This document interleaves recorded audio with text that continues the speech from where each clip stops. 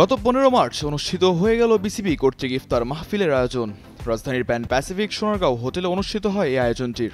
এদিন রাজধানীর এই 5 তারকা হোটেলে উপস্থিত থাকেন বিসিবি প্রেসিডেন্ট ফারুক আহমেদ, বিসিবির পরিচালক নাজমুল আবেদিন ফাহিম, বাংলাদেশ জাতীয় দলের সহকারী কোচ মোহাম্মদ সালাউদ্দিন। এছাড়াও আরও উপস্থিত থাকেন আব্দুর রাজ্জাক, খালেদ মাসুদ পাইলট, লিটন দাস, মোহাম্মদ আশরাফুল, কাজী নুরুল হাসান সোহান সহ আরও অনেকেই।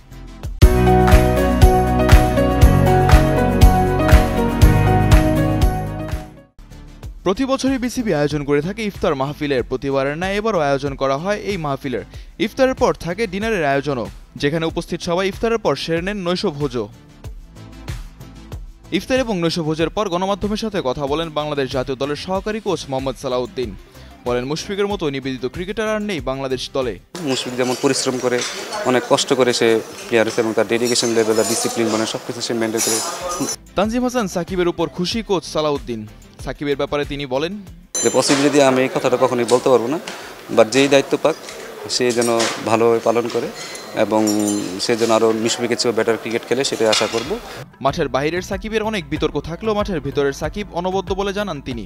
আপনি সাকিবকে দেখলে তো হয়তো আপনি মনে করেন যে ও ক্রিকেট নিয়ে চিন্তা করে না, কিন্তু আমি তো জানি সাকিব ক্রিকেট নিয়ে কতটুকু চিন্তা করে। সো আসলে এক একজনের স্টাইল এক এক রকম। এছাড়াও ঈদের পর 10 এপ্রিল থেকে জিম্বাবুয়ে সিরিজের জন্য ক্যাম্প শুরু করবে টাইগাররা। ঈদের পরপরই দল ঘোষণা করা হবে সিরিজের জন্য বলে জানান কোচ সালাউদ্দিন।